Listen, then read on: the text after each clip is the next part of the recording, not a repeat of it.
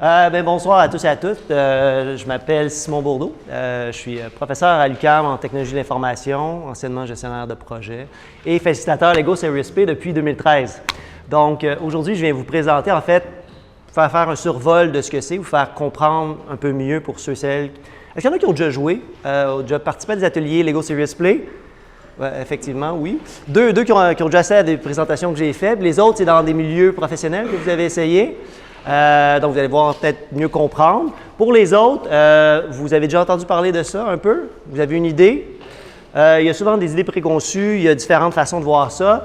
Le but ici, c'est de vous faire un peu expérimenter les dessous, de vous faire comprendre ce que c'est, ce que ce n'est pas, les contextes dans lesquels on peut l'utiliser et répondre surtout à vos questions. Donc, si jamais vous avez des questions en cours de route, n'hésitez pas à me les poser. Ça vous convient? Donc, on va commencer par l'essentiel. Qu'est-ce que Lego Serious Play? La réponse simple, c'est une méthode sans contenu. D'accord? Lego Serious Play, en fait, c'est simplement un processus qu'on applique dans des organisations, en fait, dans des équipes, pour que les gens discutent, réfléchissent ensemble, communiquent et partagent des idées. C'est aussi simple que ça. D'accord? Très souvent, on associe Lego Serious Play à activité team building parce qu'on sort des jouets, on se parle, on a du plaisir. Oui, effectivement, ça sert un peu à faire ça, mais c'est quand même ça peut être beaucoup plus, tout dépendamment jusqu'où on va et qu'est-ce qu'on décide d'en faire et comment c'est présenté dans les organisations. D'accord? Plus concrètement, la définition officielle, c'est une méthode de réflexion, de communication, de résolution de problèmes pour des groupes. Jouer tout seul, Lego Serious Play, plutôt difficile, sur des situations réelles et en temps réel. D'accord? Donc, l'idée, en fait, c'est d'amener un groupe d'individus dans un certain contexte, à réfléchir, à échanger sur des aspects qui les préoccupent présentement, dans le futur, dans le passé. D'accord? C'est un processus parce que dans cette méthode-là, il y a, je vais vous le faire expérimenter, il y a, si on veut, quatre temps. Le premier temps, il y a un défi qui est posé, donc on vous pose une question par rapport à une situation problématique. Vous allez prendre un peu de temps pour réfléchir à vos idées et vous allez mettre ces idées-là, vos perceptions, vos points de vue, en modèle. Donc, vous allez avoir un peu de temps pour faire ça. Après, on a un peu de temps pour communiquer. Donc, on prend notre modèle et on le présente aux autres parce que notre modèle va avoir nos idées, nos points de vue, ce qu'on veut amener dans la discussion. Puis, par la suite, on est questionné puis on peut mettre ça en commun. Donc, c'est un processus qui est structuré. C'est ce qui fait vraiment la force de Lego Serious Play, donc l'approche. C'est un langage également parce qu'on va utiliser les blocs comme outil de communication, d'accord? Donc, on va beaucoup utiliser des métaphores, des images. On va Ouais, ça, c'est super. Il n'y a aucun problème. C'est une belle construction, mais on va en refaire d'autres, n'hésitez pas. Puis, il faut jouer avec, hein? Les Legos sont là pour jouer. Donc, comme je disais, c'est un langage parce que c'est vraiment à travers les Legos qu'on va parler. Donc, ça va être des déclencheurs pour amorcer la discussion, les échanges, pour être questionné. Les deux objectifs principaux de Lego Serious Play, c'est d'améliorer la performance des équipes et des organisations et de stimuler l'innovation. Donc, d'amener des idées différentes, de sortir un peu de notre chaîne de pensée à travers l'utilisation de blocs Lego, mais de façon structurée dans un objectif. Aujourd'hui, c'est un atelier, donc c'est vraiment une démonstration, mais lorsqu'on fait des ateliers dans des équipes, il y a une structure avec une logique derrière, avec un ou des objectifs derrière. Parce qu'on n'arrive pas avec des blocs puis on s'amuse. Il y a quand même un moment de réflexion qu'on doit prendre avant pour s'assurer que l'atelier rencontre les objectifs puis que ça porte les fruits qu'on voulait. Parce qu'on n'assoit pas 15 personnes autour d'une table pendant une demi-journée pour que ça donne rien. Ça part du fun, là, mais il y a des cours attachés à ça aussi derrière. D'accord? La Lego Serious Play permet aussi de focaliser sur des aspects durs et sur des aspects mous.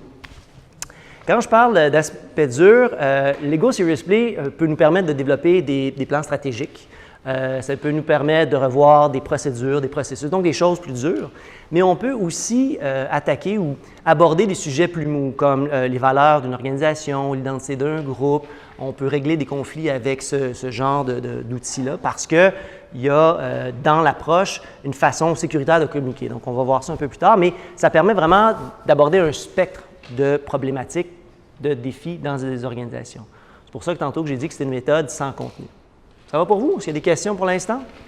Je vais essayer d'être pas trop long, puis dans à peu près 5 minutes, vous allez construire. 5-10 minutes, d'accord? Ce que ça peut donner, en fait, ce que ça permet de faire, grosso modo, ça permet de présenter en 3D ce qu'on présente souvent en 2D. D'accord? Donc ici, on a exactement la même chose. Est-ce que ça vous parle? Probablement pas. Mais l'idée, en fait, ça, c'est un atelier que j'ai fait il y a 3-4 ans dans une organisation. C'est un lac à l'épaule, c'est une PME de 130 employés. J'avais les 5 VP, j'avais les 7 directeurs. Et l'après-midi, en fait, a été consacré à réfléchir à c'est quoi la mission, la vision de l'organisation. Comment ils voient l'entreprise. Donc, la finalité de la journée a été ceci. Et pour eux, ça voulait dire beaucoup de choses. En fait, c'était la vision de l'organisation. À travers les différentes questions qu'il y a eu, les échanges qu'il y a eu, chaque personne a identifié des morceaux de la vision. Après, ils ont été questionnés. On a fait un modèle commun. Ça a été modifié et finalement, avec les échanges, les accords, les gens sont arrivés à déterminer bien, la vision de notre entreprise, c'est ça. Okay? Et c'était des images qu'ils ont utilisées et chaque personne avait son morceau ou une compréhension très claire de ce que l'autre disait parce que ça devenait simplement un outil pour animer la discussion. D'accord? Et ça, j'ai fait ça il y a 3 ans, mais grosso modo, en regardant l'image, l'éléphant, pour eux, représentait la sagesse qu'on va avoir dans l'entreprise. On avait ici, c'est avoir des clients qui vont parler de nous très, très bien. C'est une entreprise qui développe des outils financiers. Donc, c'est d'avoir ici une plateforme solide, intégrée. Donc, il y avait plein de... Ici, c'était être un fleuron des entreprises financières technologiques québécoises. Donc, il y avait plein d'idées qui ont mis là-dedans et pour eux, ça représentait la vision de l'organisation. D'accord? Et le modèle Lego est peu important, c'est vraiment les échanges et les idées qui sont sorties de là. Ils étaient très, très contents, mais simplement pour vous montrer qu'on arrive à ce genre de résultat-là, un exemple parmi tant d'autres. Et ce que ça permet de faire également, c'est que, bien, en un coup d'œil, si vous regardez ici, c'est la même vision, la même mission d'organisation. Sauf qu'ici, on la regarde, c'est des points, alors qu'ici, on voit l'ensemble d'un coup d'œil, on voit les liens, on peut regarder différentes perspectives, on peut plus facilement intégrer et venir les modifier, jouer avec les morceaux, les transformer et tester des choses. Donc, c'est beaucoup plus rapide, puis c'est surtout plus agréable. Tu sais, jouer avec des Legos, je ne sais pas vous, là, mais moi, j'ai passé 40 ans puis je joue encore avec des Legos à journée longue, j'adore ça. Mais il y a aussi cet aspect-là qui rend la chose aussi beaucoup plus intéressante pour les gens qui le font. D'accord? Définitivement. Il y a des gens qui ne sont pas capables. Entre autres, l'avocat de la compagnie qui était là, quand il a commencé sa demi-journée, il avait jamais... une des rares personnes qui n'avait jamais joué au Lego de sa vie. Okay? Il était un peu figé, mais il faut comprendre, quand il y a des ateliers, le premier segment, le premier 40 minutes ou demi-heure est consacré à rendre les gens confortables, à comprendre le mécanisme. Et donc, il a compris que finalement, même si tu n'avais pas de talent pour construire, tu pouvais quand même passer tes messages. Et cette personne-là, à la fin, a créé un modèle et les gens sont tombés sur la richesse qu'il avait communiquée et les gens avaient tout compris dans leur contexte ce que ça voulait dire. Fait que oui, il y a des gens qui sont rébarbatifs, mais c'est fait que finalement, tout le monde finit par embarquer. Les gens qui parlent beaucoup aussi vont moins parler, puis les gens qui parlent peu vont parler. Donc vraiment, ça permet de bien équilibrer les choses. C'est bon? D'autres questions? Ça va? Donc, c'est pour vous donner un exemple un peu... d'exercices d'atelier qu'on peut faire avec ça. Donc, les utilités. Donc, ça facilite la réflexion, la rétention. La réflexion, parce qu'on a toujours un moment de réflexion individuellement pour mettre nos idées en forme, les mettre dans le modèle, sans être contaminé par ce que les autres personnes vont dire dans l'équipe. En termes de rétention, parce qu'on a manipulé, parce qu'on a vu des images, ça reste ancré beaucoup plus dans notre tête. Vous voyez, ça fait plus de 3 ans que j'ai fait l'atelier et je me souviens encore de certains morceaux. Okay? Puis c'est même pas mon entreprise, là. Donner du sens, donc on peut parler de plein de sujets, qu'on parle avec des gens très techniques, des gens plus soft, bien, on parle à travers des Legos et des images, c'est un langage commun pour tout le monde. On stimule l'imagination, la génération d'idées, donc parce qu'il y a plein de blocs différents. Donc aujourd'hui, je vous ai amené des petits kits limités, mais il y a des ensembles beaucoup plus variés où on a plein de figurines, plein de symboles, donc ça permet vraiment de stimuler l'imagination encore plus. Aujourd'hui, c'est ça, je ne sais pas si vous avez vu dans l'annonce, il était marqué 5 $ pour les Legos. Il n'y aura pas de 5 $, c'était pour que vous ayez chacun un petit kit puis vous repartiez avec, mais je me suis dit que ça va être trop compliqué. Donc, je n'ai acheté plein pour tout le monde comme ça, puis on va jouer, sauf que je vais les garder. Ça vous convient? Mais c'était pour avoir un petit peu plus de variété de figures, parce que c'est ces images-là qui créent, en fait, qui nous permettent on espère, déclencher votre imagination, votre créativité. Ça facilite la communication parce qu'on parle à travers un modèle. Ce n'est pas nous nécessairement qui allons parler, c'est notre modèle. Donc, on questionne le modèle, on se détache de nos idées, donc il y a une certaine dépersonnalisation. ça supporte la résolution de problèmes parce qu'on peut facilement mettre sur la table physiquement les problèmes et amener des solutions en plusieurs étapes. D'accord? Ça permet également de prendre différentes perspectives parce qu'on peut aborder des phénomènes, des événements de façon rétroactive. Donc, après un projet, si on veut faire une rétrospective, vous savez c'est quoi une rétrospective? Donc, on peut prendre un moment, une demi-journée pour dire, OK, qu'est-ce qui a bien été, moins bien été, réfléchir à ce qu'on a fait. On peut également regarder, on a une problématique, on a un conflit dans l'équipe ou avec peu importe qui. Bien là, c'est quoi le problème? C'est quoi les solutions qu'on peut attaquer? Donc, on peut regarder quelque chose d'actuel et on peut aussi se projeter dans le futur. On fait une planification stratégique, on regarde la vision, donc on peut regarder, oui, mais ça va être comment plus tard. Donc, ça permet d'aborder un spectre temporel très, très large. D'accord? Ça se base sur quoi, la méthode Lego Serious Play? Mais en fait, ça se base sur des figurines. Donc, ça se base en fait sur les gens qui sont autour de la table. D'accord? Quand il y a un atelier, on va chercher les idées, les points de vue des gens autour de la table. Ce n'est pas un facilitateur qui arrive et moi j'ai la connaissance, c'est plutôt de faire émerger les idées, les points de vue et s'assurer que tout le monde les échange et les comprenne. Ça va? D'où ça vient? Vous connaissez Lego? Lego est devenu le plus gros fabricant de jouets au monde. Oui, au moins 2, parce que vous êtes 2 ensemble. Idéalement, s'il y a de la place aux tables, ça serait mieux, mais c'est pas grave, on va vous trouver des amis. Donc, Lego est le plus gros fabricant de jeux au monde depuis 2 ans maintenant, mais dans les années 90, ils ont failli faire faillite. Ça allait vraiment pas bien. Et le propriétaire, parce qu'il faut comprendre que c'est une entreprise familiale, encore Lego, s'est dit ça n'a pas de sens, ça va pas bien nos affaires, parce que Lego est basé sur la créativité et l'imagination. Et à l'interne, ils étaient pris dans leur propre processus, dans leur propre pratique. Ils n'arrivaient plus à se réinventer. Donc, grosso modo, le propriétaire a pris de son argent de poche et il est allé voir des spécialistes, donc 2 chercheurs à l'IND en Suisse. Il les a amenés chez Lego. Il dit, pouvez-vous nous aider à changer la culture de l'entreprise, les façons de faire? Et donc, ils ont regardé un peu ce qui se passait chez Lego et ils ont dit, bien, on va commencer par changer la dynamique des réunions. Donc, ça a été parce qu'il y a souvent, ça teinte un peu, puis on voit la culture des entreprises à travers la façon dont sont menées souvent les réunions. Et ils se sont dit, chez Lego, vous avez des réunions comme ça. Vous savez c'est quoi, là, des réunions lean back? Donc, c'est des réunions où les gens sont à côté, on se fait dire des choses. On a souvent 80% du plancher qui est pris par 20%. 20% des gens. C'est le genre de réunion, on sort de là, puis on s'est dit « Ah, c'était une bonne réunion, j'ai juste perdu 50% de mon temps, c'est pas pire aujourd'hui. » Le genre de réunion aussi où, tantôt, je disais contaminé, mais on a des idées, on veut les partager, mais là, si une autre personne autour de la table le dit, bien, on est comme affecté, puis ça vient teinter un peu notre façon de penser. Donc, bref, ils se sont dit « C'était peut-être pas efficace, on va essayer de changer ce genre de réunion-là et on va faire des réunions lean forward où on va essayer d'aller chercher vraiment 100% d'implication des participants 100% du temps, d'accord? Pour que vraiment les gens se sentent impliqués, aient l'opportunité de partager les idées avec les autres participants, d'accord? Depuis, ça fait maintenant plus de 20 ans que j'enseigne et quand je parle d'implication, je prends toujours la même image pour distinguer implication de participation. Parce que ici, en fait, dans une réunion lean back, les gens participaient, donc ils étaient là, mais sans être trop impliqués, alors que ici, on veut vraiment que les gens mettent leur trip sur la table. Et est-ce que vous faites une distinction, vous, entre participation et implication? Oui. Puis vous connaissez l'image du déjeuner nord-américain? Il y en a sûrement qui la connaissent. Mais dans un déjeuner nord-américain, on va retrouver souvent des œufs et du bacon. Et pour la préparation de ce déjeuner, la poule a participé alors que le cochon est impliqué.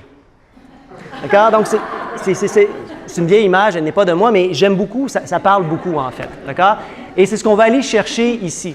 Ce que ça permet d'avoir, en fait, il y a plus d'énergie, plus d'inspiration, plus d'idées. C'est vraiment ce qu'on veut essayer d'aller chercher.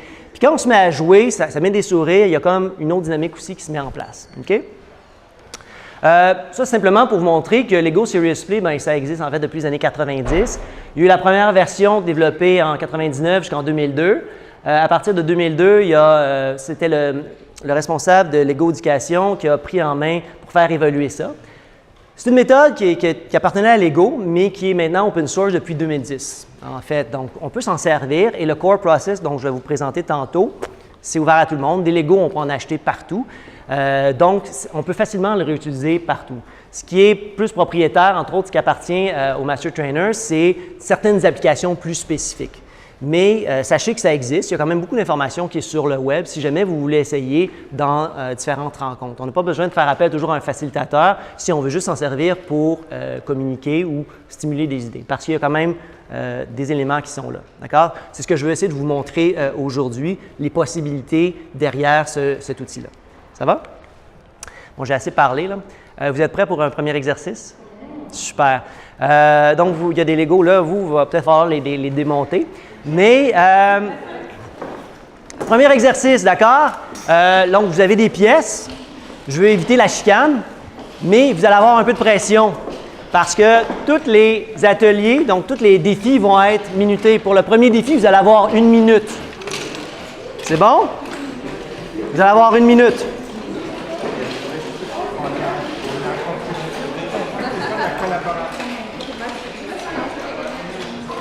Donc,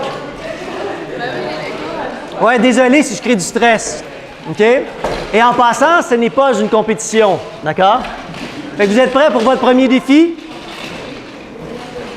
Donc, je vous demanderai à 1 minute de construire une tour. Allez-y.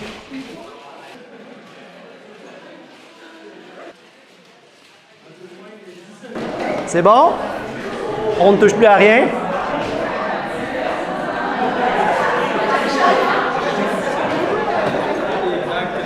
OK. Maintenant, s'il vous plaît, maintenant. Donc, ce que vous allez faire, vous allez prendre les tours, vous allez prendre votre tour et 2 par 2. Donc, vous allez faire au moins avec 2 voisins, voisines. Vous allez présenter votre tour et vous allez donc vous présenter votre nom. Vous allez dire ce que vous aimez de votre tour et vous allez donner une caractéristique de votre tour qui vous décrit ou qui vous caractérise. D'accord? Prenez 2 minutes, 1 minute par personne. Allez-y.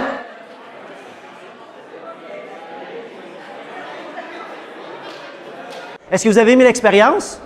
Oui, il y a plein de belles tours, il y a plein de talents ici. En fait, l'idée, les ateliers commencent toujours avec un exercice de la tour. En fait, les premières fois, quand on l'a fait plusieurs fois, on change un peu. Mais en fait, l'idée, c'est que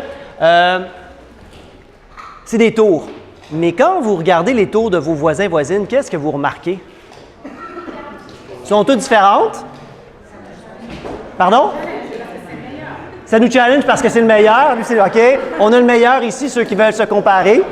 Mais encore, est-ce qu'il y a d'autres choses que vous observez? Pardon? Il y a quand même une certaine cohérence avec tout. Ah, il y a une cohérence, vous, dans les tours. Il y a peut-être eu de l'osmose au niveau de l'équipe, d'un partage. Mais il n'y a pas une tour qui est identique. Et si vous remarquez, vous n'aviez pas non plus les mêmes objectifs, la même vision de ce qu'est une tour. Pourtant, une tour, c'est une tour. Tu sais, c'est assez simple. Donc, l'idée, en fait, c'est que vous aviez les mêmes contraintes, les mêmes blocs, mais vous amenez une perspective différente autour de la table avec des idées, des façons de voir qui sont différentes. Et c'est le but, en fait, derrière ce genre d'atelier-là, c'est d'amener qui vous êtes à travers les Legos. Donc, on a des représentations mentales différentes. Là, on parle d'une tour, mais ça aurait pu être un conflit, ça aurait pu être un objectif, ça aurait pu être une façon de faire dans un projet. Vous remarquez que là, si on applique ça sur d'autres concepts, on peut discuter longtemps.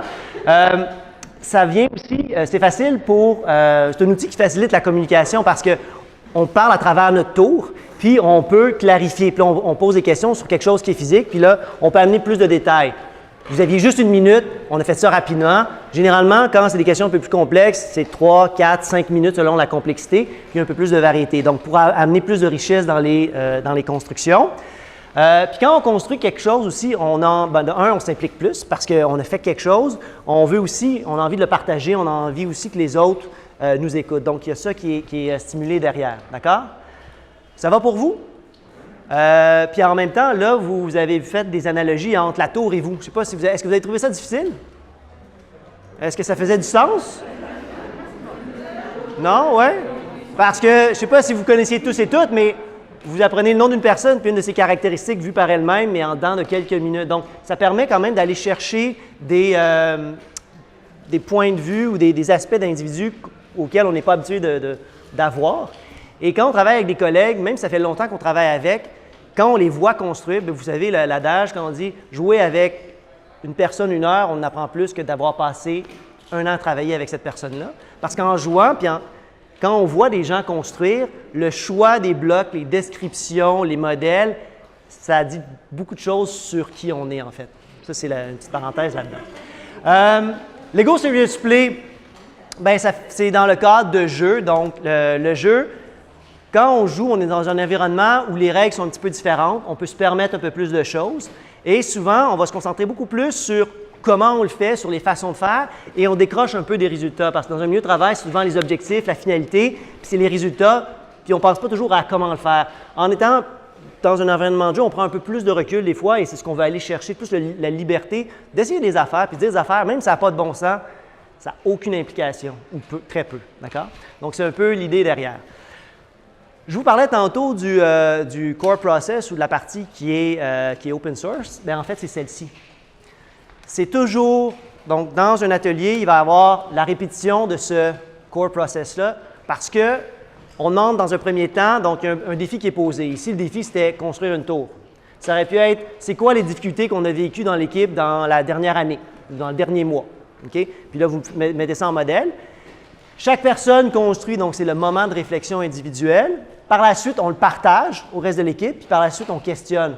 D'accord? Donc, c'est toujours la répétition de ça parce que Lego Serious Play part toujours des modèles individuels. On part de l'individu, puis après, on construit là-dessus. Là, on fait des modèles individuels. Tantôt, je vais vous montrer qu'il y a d'autres techniques d'application où on peut éventuellement, donc, comme la vision que je vous ai montrée tantôt de la PME, on a pris plusieurs modèles individuels qu'on est venu combiner puis modifier. On peut faire ça, on peut faire des paysages, on peut faire plein d'autres choses. Ça va pour vous, des questions? Un autre défi?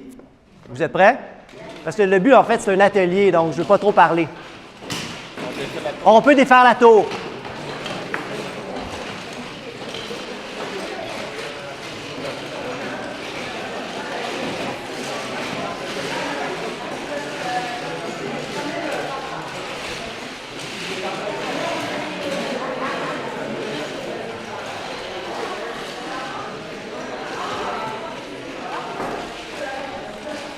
Ça va?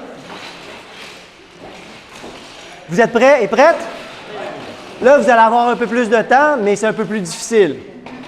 Parce que je vous regarde, puis je ne veux pas insulter votre intelligence. Donc, vous êtes prêts? Donc, vous allez avoir toutes les pièces encore. Cette fois-ci, ce que je vous demande, en utilisant toutes les pièces disponibles, construisez un modèle décrivant la ou les choses que vous aimez dans votre travail, qui vous motivent ou qui vous donnent de l'énergie. Vous avez 3 minutes cette fois-ci. À partir de maintenant. Individuellement, ce sont toujours des modèles individuels. Merci.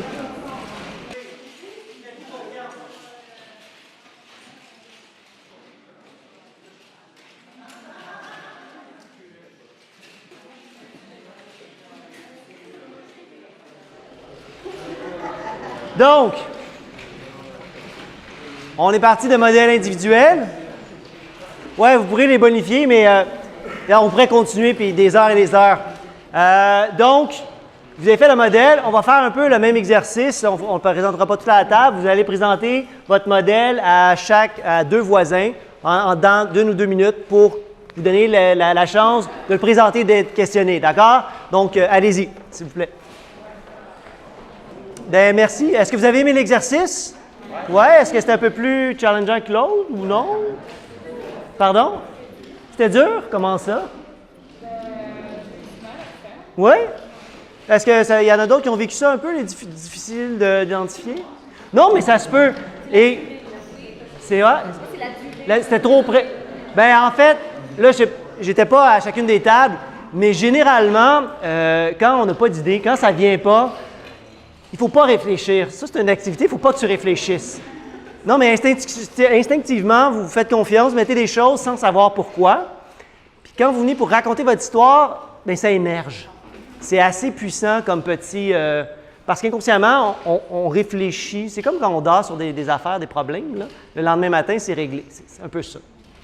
Une mauvaise analogie, mais c'est pas grave. Ça va? Est-ce qu'il y a des commentaires, des observations autres? Non? Ça va? Vous avez appris plein de choses sur vos collègues, ce qui les motive au travail? Oui? Il y en a que c'est des fenêtres, il y en a que c'est les collègues, les défis.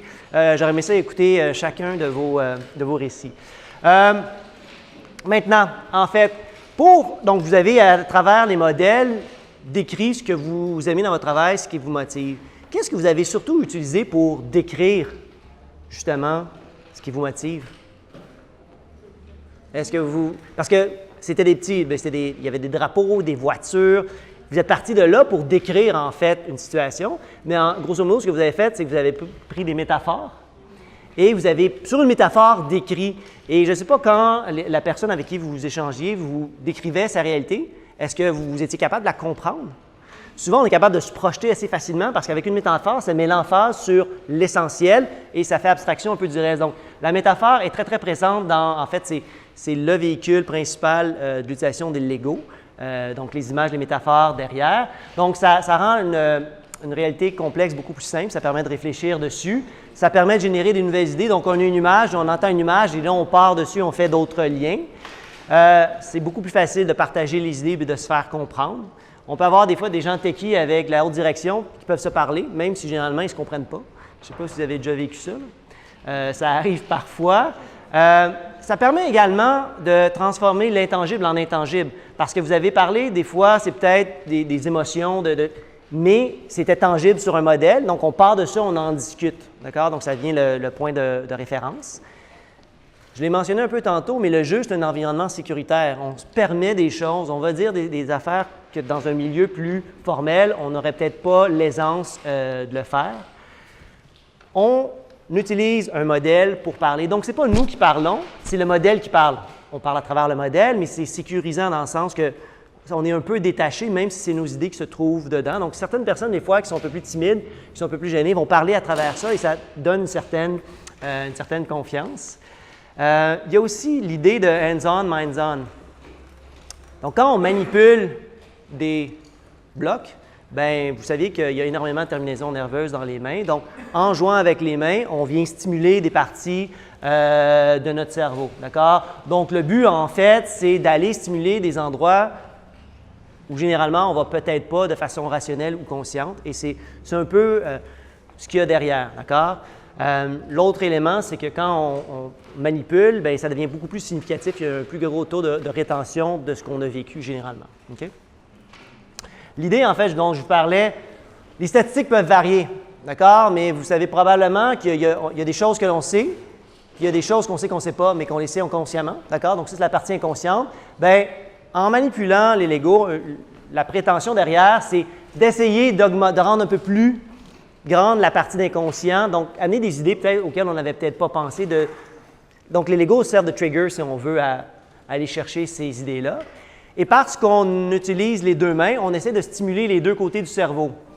Ça a été remis en question, un côté droit, côté gauche. Là. Mais ce qui n'a pas été remis en question, c'est que quand on stimule le cerveau avec nos mains, donc les deux mains, c'est l'ensemble de notre cerveau qui est stimulé, pas juste un côté. D'accord? Parce que le côté rationnel, créatif, ça, il y a des gens qui, vous l'avez déjà vu, cette image-là, c'est remis en question, mais reste qu'on essaie d'aller chercher l'ensemble du cerveau parce qu'on utilise nos deux mains à la fois.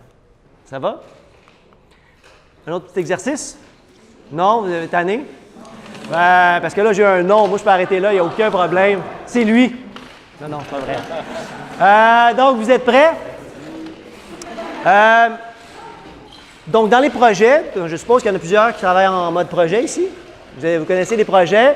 Souvent, dans un projet, bien, il y a une équipe, il y a des stakeholders. On aurait pu parler de ces aspects-là. Mais la finalité d'un projet, c'est quoi généralement? C'est d'amener un ou des changements dans une organisation. D'accord? Donc là, on va réfléchir aux barrières et défis associés au changement. Et là, quand je parle de changement, c'est des changements dans les organisations. Ça peut être le niveau que vous voulez. Ça peut être au niveau des individus, des équipes, de l'organisation au complet. Il n'y a pas de problème. Ça va? Donc, vous êtes prêts pour votre troisième défi? Là, vous allez avoir 3, peut-être 4 minutes. Donc, 3 minutes. Créer un modèle, OK, avec toutes les pièces, qui va vous permettre de décrire les principales barrières ou défis liés au changement dans les organisations. D'accord? On va amener les projets. C'est quoi, pour vous, les principaux défis ou les principales barrières des changements? Vous avez 4 minutes. C'est toujours modèle individuel.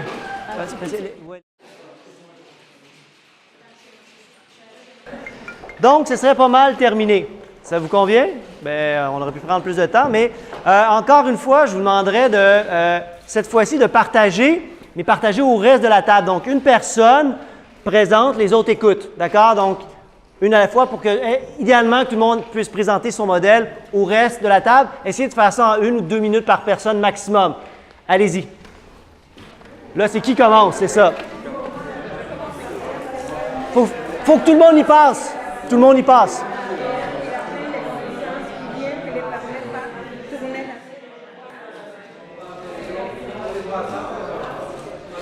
Ah, désolé, il faut que je vous arrête. Hein. Est-ce que vous avez aimé l'exercice? Oui. Ouais. Est-ce que vous étiez à l'aise quand même? Parce que tantôt, c'était du one-on-one. Là, c'était devant le groupe. C'était correct?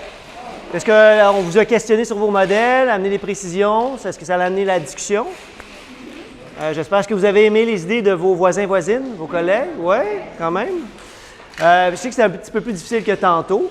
Surtout que c'est hors contexte, donc c'est pas dans votre organisation, vous ne vous connaissez pas, c'est out of the blue, mais c'est pour vous montrer qu'on peut aller dans ce genre d'endroit-là. Et là, vous avez, j'aurais aimé ça avoir un tableau pour pouvoir les écrire, mais au niveau de la table, okay, vous avez différents modèles avec différents défis qui ont été, ou barrières qui ont été identifiés. Je vais vous laisser juste 2 minutes par table. Par table, faire ressortir les 2 principaux défis. Essayez d'arriver à une espèce de consensus, puis après, je vais faire le tour des tables pour que vous les nommiez aux autres, juste pour voir comment c'est ce qui est ressorti à travers les tables. Donc, 2 minutes pour essayer d'identifier les 2 principaux défis à travers les modèles de vos tables.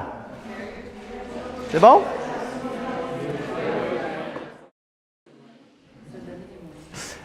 Désolé, c'est un petit peu rapide. Le format fait, je le fais comme ça. Généralement, ce qu'on fait quand on veut partager les idées, arriver à un consensus, on va faire des modèles communs. Mais là, on ne se mettra pas à tout mettre ça ensemble. C'est pour ça que je vous l'ai fait faire de vive voix, au moins pour qu'il y ait des discussions. D'accord? Le but, c'est d'amener les gens à échanger puis à partager.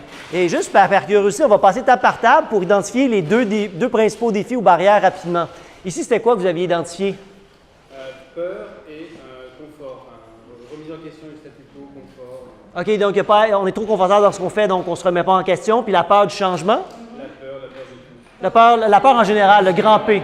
OK, peur et confort, merci. Ici?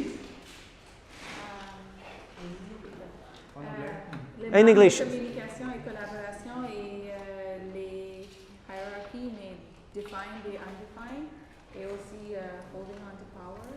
OK, donc garder le pouvoir, puis la hiérarchie formelle versus l'informel, c'est un petit peu ça, qui met des bâtons dans les roues.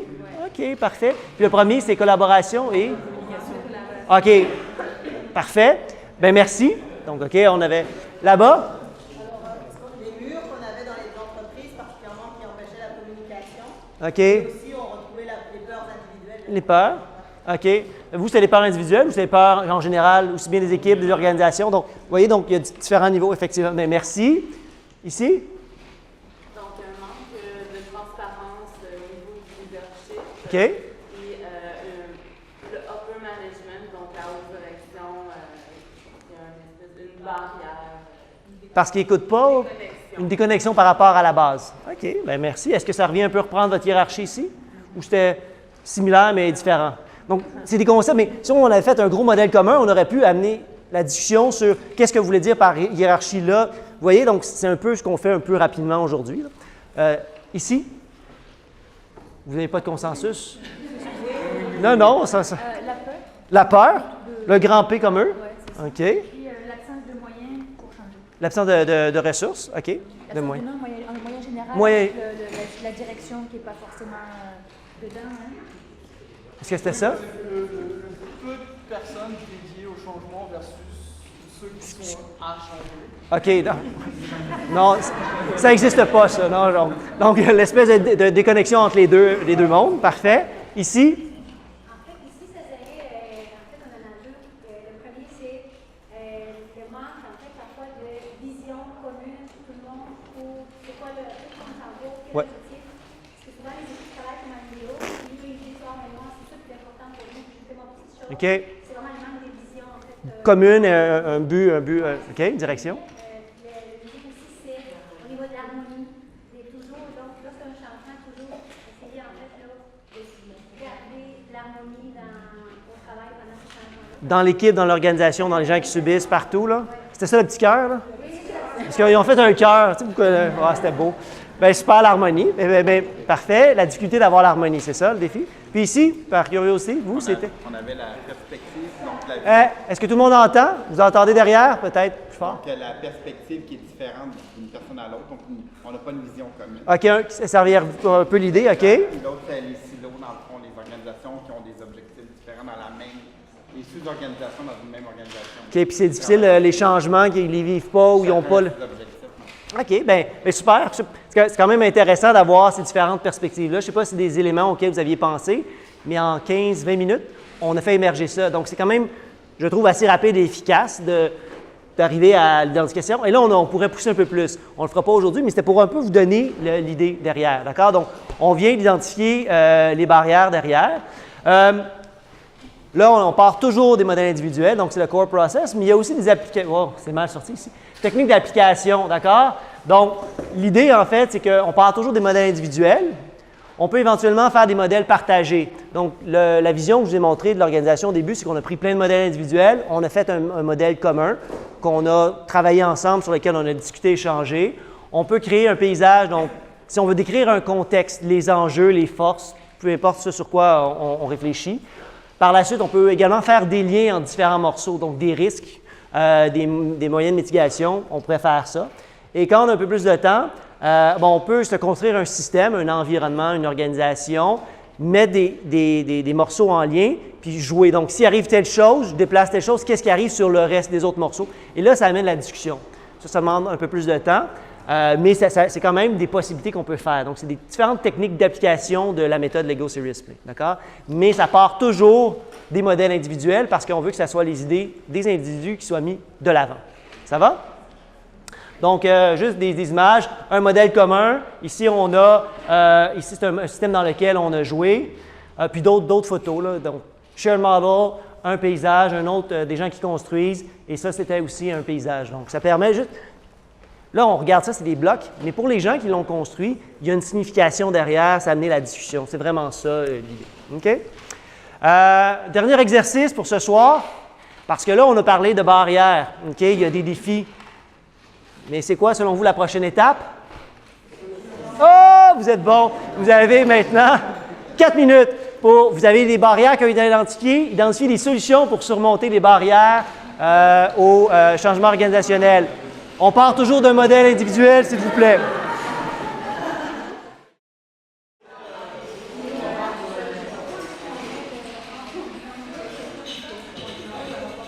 Oui, c'est important de prendre des photos. C'est bon? Ça va? Puis, est-ce que vous êtes toujours avec autant d'énergie? Parce que chaque fois que je fais un atelier, les gens arrivent, disent « Ah, on va jouer au Lego » puis au bout de 3 heures, les gens sont souvent épuisés mentalement. Je ne sais pas vous, là, parce qu'il faut réfléchir, il faut parler, puis il faut écouter les autres. C'est quand même, puis là, c'est un atelier de soir, c'est assez léger, mais quand c'est dans un contexte organisationnel, il y a quand même des enjeux. Donc les gens, ils sortent de là brûlés. Ça a l'air de rien, là.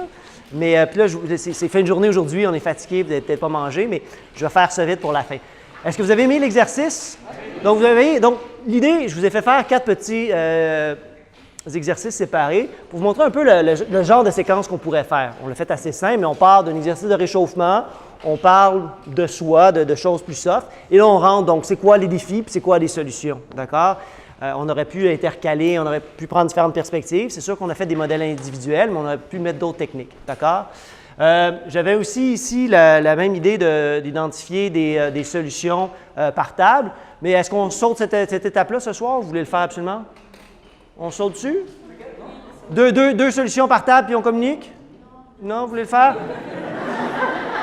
Non, parce que je vous sens un peu fatigué. Je veux juste closer ça, mais c'était la même idée. Là, on aurait pu avoir la discussion, partir. Je pense que vous avez compris le principe. Ça va? Pour finir, peut-être juste voir dans quel contexte on l'utilise. Lego Serious Play, c'est une méthode parmi tant d'autres. Il existe plein d'autres méthodes en organisation. Vous n'avez sûrement utilisé, vous en utilisez sûrement, vous avez sûrement participé aussi à des journées de formation, de réflexion et autres. Ce n'est pas la meilleure méthode, c'est une méthode parmi tant d'autres. Est-ce qu'on peut l'utiliser dans tous les contextes? Non. Quand on cherche une réponse très précise, puis on sait déjà vers où on s'en va, puis c'est assez canné, non, ce n'est pas adapté à ça.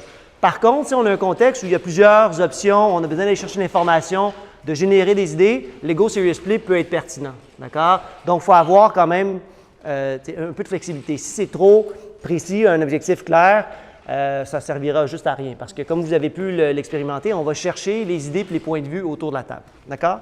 Mais généralement, les principales utilisations, c'est développement stratégique, exploration. Donc, améliorer la prise de décision, développer des visions, identifier des opportunités d'affaires, des visions de projets et autres. Okay? Au niveau stratégique, au niveau de la gestion d'équipe, donc établir des pratiques, gérer des conflits, motiver, identifier l'identité, donc développer l'identité d'une équipe, ça peut servir à ça. Les PowerPoints, je pourrais vous les envoyer si vous voulez. Okay? Vous m'écrivez sur LinkedIn, puis je vous envoie ça, ça va me faire plaisir. Puis je vois des photos. C'est comme mes étudiants, quand ils me décident de prendre des photos quand j'écris au tableau, je leur dis c'est correct, mais c'est parce que j'ai un profil qui est meilleur que l'autre. Donc... Non, mais je vais vous les envoyer, d'accord? Stratégie, développement, l'innovation, donc créativité, trouver de nouvelles pratiques, de nouvelles façons de faire, de nouveaux processus, gestion du changement, préparer les gens, anticiper, réfléchir, identifier les peurs des gens. Des fois, juste les exprimer, ça fait du bien à travers. Vous voyez un peu le genre d'utilisation. Il y a un sondage qui avait été fait auprès d'organisations qui ont utilisé et qui utilisent encore cette approche-là. Des raisons pourquoi c'est bénéfique pour eux. Donc, l'implication, on en a parlé, donc vous avez pu, j'espère, l'expérimenter. Ça donne confiance aussi aux personnes qui parlent des fois un peu moins, dans des groupes qui ont moins la chance de s'exprimer parce que le mécanisme fait que ça donne, la place, ça force un peu les gens parce qu'il y a toujours la notion de peer pressure, mais c'est dans un environnement sécuritaire. Partage de perspectives nouvelles et rafraîchissantes, donc d'avoir des idées à travers ça. Ça fait ressortir des croyances et des valeurs profondes. C'est certain qu'on construit, on peut toujours se cacher derrière, puis on peut toujours mentir, mais quand on construit, malgré tout, le choix des pièces, la façon dont on s'exprime, ça en dit sur qui on est. Même quand on ne veut rien dire, ça dit qui on est caché derrière. Donc, il y a beaucoup de choses qu'on apprend sur les gens à travers ça. Expression authentique sans mensonge, on espère que les gens le font. On peut toujours se cacher dans la vie, mais c'est quand même... ça facilite le laisser-aller, donc ça crée un langage commun. Peu importe le domaine, le background, c'est un langage commun. Puis souvent, les acronymes puis les références à des milieux, on les laisse tomber parce qu'on parle à travers des métaphores. Ça clarifie la complexité, favorise l'alignement et la cohésion dans des équipes. Donc, ça permet, des fois, on pense telle chose à l'individu, mais là, finalement, la personne le raconte à travers un modèle et finalement, on se rend compte qu'on était peut-être déphasé, donc ça permet d'avoir une meilleure compréhension de l'équipe. Ça génère des résultats mémorables. Souvent, les gens vivent une expérience, puis ils en reparlent dans les jours, dans les semaines qui viennent, parce qu'on a joué au Lego. Puis des fois, si ce n'est que ça, ça fait déjà ça. Puis ça permet de gagner du temps. Oui, il y a un temps, on peut avoir l'impression qu'on perd du temps parce qu'on n'a pas des résultats, mais tantôt, vous voyez, en 1 heure, on a identifié des défis, on aurait pu avoir des pistes de solutions qui peuvent débouler à autre chose. Okay? Là, c'est un gros groupe, on peut le faire. Les ateliers, généralement, ça va de 3 à 15 personnes avec un facilitateur. Là, je devrais aller en faire un à 30, on va être 2, puis on va pas. Donc, il y a différents formats pour faire ça selon les contextes. D'accord? Donc, je ne sais pas si vous avez des questions ou des commentaires. C'est super, hein? C'était clair. N'hésitez pas à m'écrire. Merci. Bonne soirée.